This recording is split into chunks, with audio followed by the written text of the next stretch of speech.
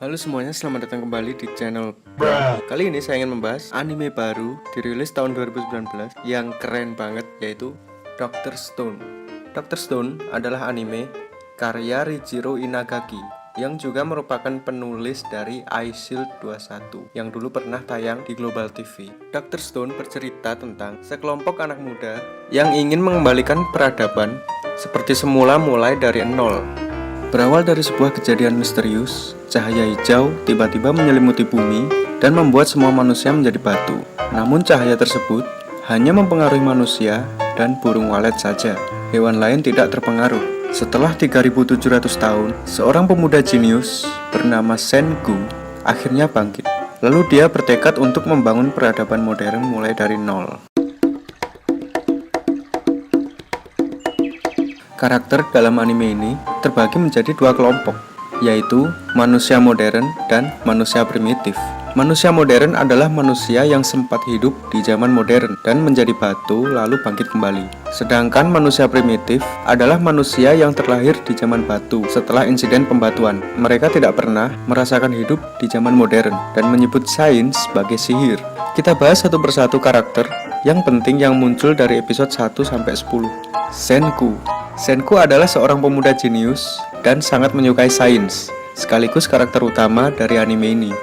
Dia merupakan manusia modern yang bangkit dari pembatuan, karena tidak berhenti berpikir pada saat menjadi batu.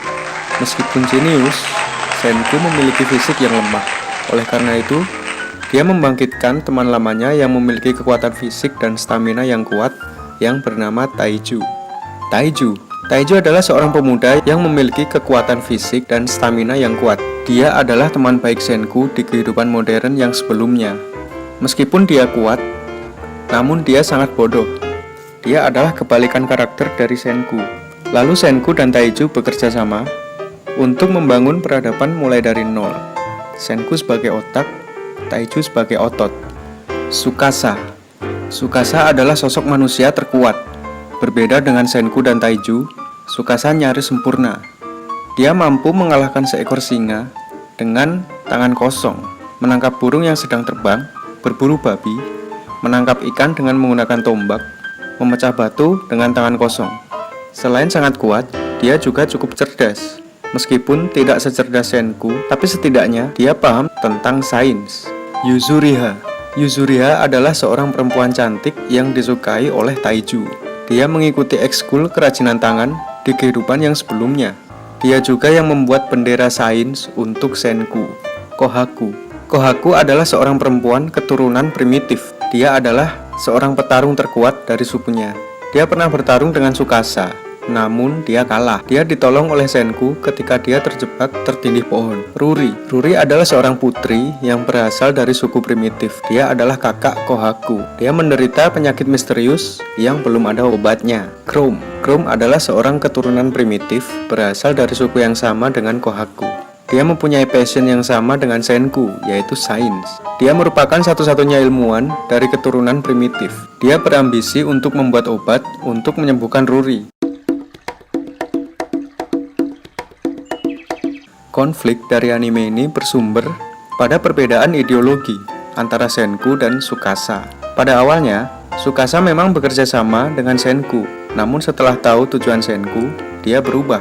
Diceritakan bahwa Tsukasa pernah dikecewakan di kehidupan yang sebelumnya. Masa lalunya membuat dia berubah menjadi seorang diktator. Dia melihat zaman batu ini merupakan kesempatan untuk memurnikan dunia. Dia berambisi untuk membunuh orang-orang yang menurutnya busuk dan membangkitkan orang-orang pilihannya saja. Sedangkan Senku ingin membangkitkan semua orang tanpa terkecuali dan mengembalikan peradaban modern seperti sebelumnya. Tsukasa tidak ingin peradaban kembali modern seperti sebelumnya, karena menurutnya jika peradaban modern kembali, manusia akan berperang lagi hanya karena perbedaan kepentingan. Selain itu, pada zaman batu, dia adalah manusia terkuat yang tidak terkalahkan. Lalu, Tsukasa memutuskan untuk membunuh Senku.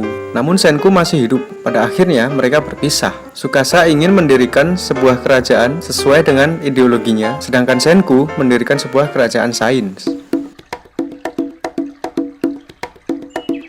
Anime ini menunjukkan proses sains yang cukup detail, mulai dari cairan asam nitrat, Asam nitrat adalah cairan yang digunakan untuk membebaskan manusia dari pembatuan yang bersumber dari kotoran kelelawar. Namun asam nitrat membutuhkan satu bahan lagi agar bisa berfungsi, yaitu alkohol. Untuk membuat alkohol, Senku memanfaatkan buah anggur yang difermentasi sehingga menjadi wine. Pada episode 9, Senku berhasil membuat lampu. Untuk membuat lampu, dibutuhkan listrik. Untuk membuat listrik, dibutuhkan generator. Untuk membuat generator, dibutuhkan magnet. Untuk membuat magnet, dibutuhkan besi dan tembaga. Semua proses tersebut ditampilkan dengan menarik. Scene ini membuat saya merinding ketika menonton pertama kali. Kita coba reka adegan. Bro, apa malam itu menakutkan? Iya. Lagi pula malam sangat gelap. Kenapa aku bertanya begitu? Di zamanku tidak ada kegelapan. Cahaya lampu buatan Thomas Alva Edison berhasil menghilangkan kegelapan malam. Dengan sains, manusia berhasil mengalahkan malam. Oke, kita sampai pada kesimpulan. Meninjau dari latar belakang cerita, saya pribadi suka sekali dengan cerita post-apokaliptik atau cerita kiamat. Untuk karakterisasi bagus banget, terutama Tsukasa, emosinya nyampe ke penonton. Karakter Senku dan Taiju juga bagus banget. Yang satu cerdas tapi lemah, satunya lagi kuat tapi bodoh, dan bekerja sama, menunjukkan manusia tidak sempurna. Hampir semua karakternya sangat relatable. Maksudnya, karakter-karakter tersebut benar-benar ada di dunia nyata. Terus konfliknya juga keren banget, relatable juga, sesuai realita, bahwa manusia sering berselisih hanya karena perbedaan ideologi. Proses sains step by step juga keren, tidak hanya menghibur, tapi juga ada nilai pembelajarannya. Secara keseluruhan, anime ini nilainya 9 dari 10, keren banget, sangat recommended lah buat ditonton. Sekarang masih sampai episode 10 pada saat video ini dibuat. Bisa di streaming atau di download di website kesayangan kita semua. Akhir kata, terima kasih sudah menonton, dan jangan lupa subscribe.